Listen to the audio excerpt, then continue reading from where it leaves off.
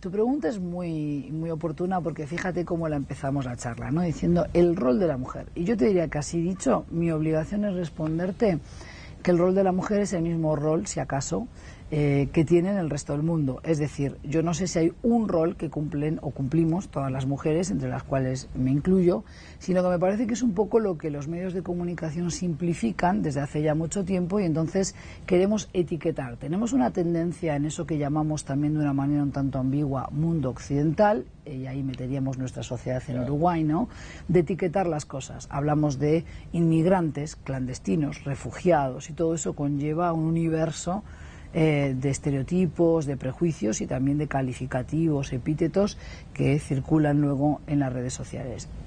Por lo mismo, esto se repite con lo que hablamos de el rol de la mujer o el papel que la mujer juega en el mundo musulmán. Y ahí tenemos que ser cautos y una vez más volver a insistir en que hablamos de 1.600 millones de fieles del Islam en el mundo, en la actualidad, distribuidos por toda la geografía del globo. Tenemos musulmanes en Estados Unidos antes y después del 11 de septiembre, cerca de 7 millones y medio.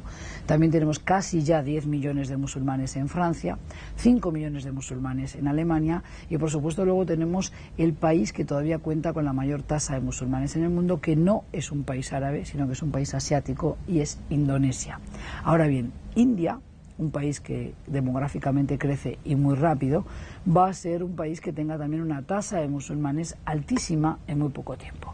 Con lo cual tenemos que aprender a mirar la geografía del Islam de una manera mucho más amplia y no solo centrarnos, por ejemplo, en Turquía, en Arabia Saudí o en Egipto, los países que conocemos a través del estudio en la escuela o el liceo o por viajes, por ejemplo, que viajeros de Uruguay de lo que es los viajes de arquitectura no han pasado por Turquía o Egipto. Pero bueno, eso no es representativo de toda la cultura musulmana ni de todos los pueblos árabes y musulmanes. Otra diferenciación que hay que hacer, así como hablamos de miles de millones, 1.600 millones de fieles del Islam, tenemos que hablar también de la diferencia entre ser árabe y ser musulmán. Una cuestión geográfica y... Claro, una cuestión geográfica y étnica, la pertenencia a una etnia, lo árabe, y luego al Islam como los que adhieren a la fe del Islam. ¿De acuerdo? Y se puede ser uruguayo, de hecho hay conversos pocos, pero hay uruguayos musulmanes, como también hay españoles musulmanes, y después tenemos árabes no musulmanes, es decir, hay árabes cristianos, por ejemplo, en el Líbano, en Jordania, en Egipto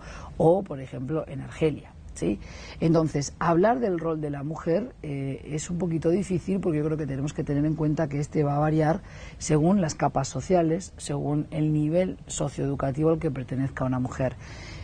Así, a grandes rasgos y en líneas generales, yo te diría que es el mismo rol que cumplimos las mujeres en otra parte del mundo, que es mujeres que crecen con el anhelo de desarrollarse, de emanciparse, por supuesto, de la familia paterna, pero de casarse, de formar una familia, la inmensa mayoría. ¿Por qué? Pues porque la familia es la base, es el núcleo central de la sociedad musulmana, pero eso no es muy diferente de lo que ocurre en otras regiones del planeta, por favor.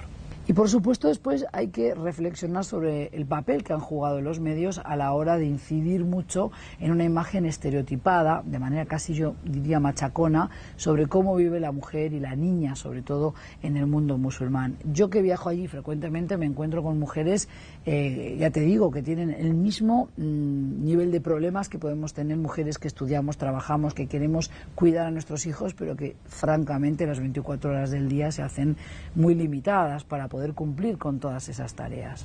Y es ahí donde yo creo que hay que poner el acento, que sirva esta telenovela, que sirva para despertar conciencias, pero para que hagamos algo más que solo quejarnos vía redes sociales, ¿no? Tenemos que realmente entender que si no limpiamos en el siglo XXI esta situación tan trágica que viven millones de niños ya casi, porque estamos hablando de 12 millones y medio de desplazados, refugiados, que tiene un solo país que es Siria, pero estamos hablando de que la inmensa mayoría de los refugiados del mundo, y son 65 millones contabilizados por ACNUR, el Alto Comisionado de Naciones Unidas para los Refugiados, quedan en lugares de tránsito, es decir, en los países del mundo subdesarrollado, en vías de desarrollo que llamamos, ¿verdad? Ahí es donde realmente se producen situaciones trágicas, personas que escapan de la violencia o del terrorismo de Boko Haram en Nigeria para morir de inanición en un campo de refugiados al cual no llega la ayuda humanitaria internacional. En este caso, para mí es la docencia, para mí es informar de alguna manera de aquello que yo objetivamente he podido leer, aprender y ver in situ en los lugares, con mucho trabajo de campo, pero también en vuestro caso como comunicadores dando más aristas, más matices a la problemática. No es solo la telenovela turca sí o no y lo que esto despierta de rechazo, que eso está muy bien, que despierte ese rechazo en la población, pero que nos permita ese rechazo trabajar realmente en aras de mejorar también la situación de nuestra infancia y la de la región.